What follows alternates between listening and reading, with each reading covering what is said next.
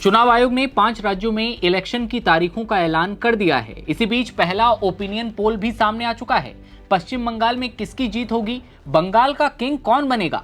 क्या बंगाल में पीएम मोदी की लहर में सरकार बन पाएगी? एक ही कुंज है, जन जन की यही पुकार। या फिर सीएम ममता बनर्जी कर देंगी खेला? क्योंकि कहा तो जाता है कि बंगाल में बीजेपी के लिए मिशन इम्पॉसिबल जैसा इलेक्शन है। बंगाल में बीजेपी ने आज तक कभी सरकार नहीं बनाई। ऐसे में आइए जान लेते हैं बंगाल में किसकी सरकार बन रही है। चुनाव का बिगुल बजने के साथ ही राजनीतिक दलों ने अपने अपने हथियार निकाल लिए हैं और अब देश की सबसे बड़ी लोकतांत्रिक लड़ाइयों में से एक की उल्टी गिनती शुरू हो चुकी है। बंगाल में तृणमूल कांग्रेस, बीजेपी और कांग्रेस के बीच टक्कर है। याद रहे कि बंगाल सिर्फ एक राज्य नहीं बल्कि देश की राजनीति का वो मैदान है जहां विचारधाराओं की सबसे बड़ी टक्कर होती है। बंगाल में 2 चरणों में चुनाव होने हैं। उससे पहले मैट्रीज आईएनएस का ओपिनियन पोल सामने आ चुका है।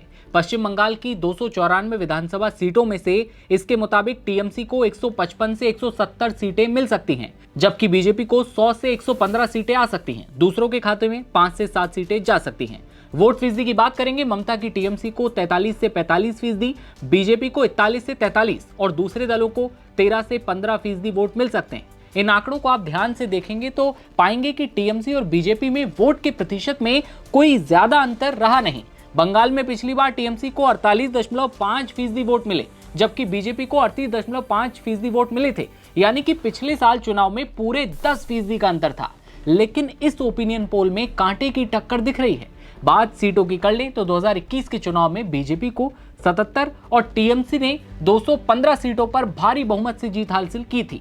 बता दें कि बंगाल में 2 फेज में चुनाव होंगे। 23 और 29 अप्रैल को वोट डाले जाएंगे। 23 अप्रैल को 152 सीटों पर और 29 अप्रैल को 142 सीटों पर चुनाव होंगे। इधर पश्चिम बंगाल में मुस्लिम वोटों पर भी बड़ी राजनीति जारी है। हुआ ये कि टीएमसी से सस्पेंडेड विधायक हुमायूं कबीर ने मुर्शिदाबाद में बाबरी मस्जिद बनवाने का ऐलान किया।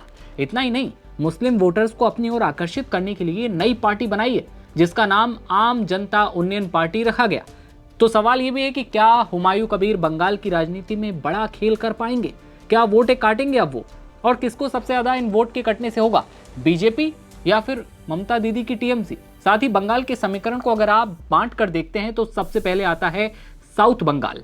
मैट्रीज आईएनएस के ओपिनियन पोल के अनुमानों के मुताबिक साउथ बंगाल की 183 सीटों में ममता की टीएमसी को 105 से 112 सीटें मिल सकती हैं, जबकि बीजेपी को 55 से 63 सीटें मिलने का अनुमान है।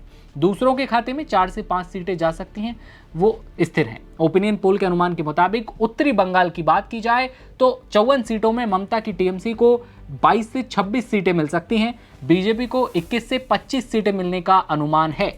वहीं दूसरों के खातों में एक भी सीट जाती हुई दिखाई नहीं दे रही। लेकिन इधर टीएमसी से सस्पेंडेड विधायक हुमायूं कबीर क्या मुस्लिम वोटों में खेला कर पाएंगे?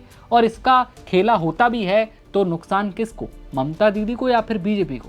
आपको क्या लगता है, क्या ये अनुमान जो मैट्रीज आईएनएस के द्वारा जारी किया गया है क्या वो सही साबित हो सकता है? बंगाल में इस बार किसकी सरकार बन रही है? अपनी राय कमेंट सेक्शन में जरूर बताइए और देखते रहिए आप नवभारत टाइम्स। नमस्कार।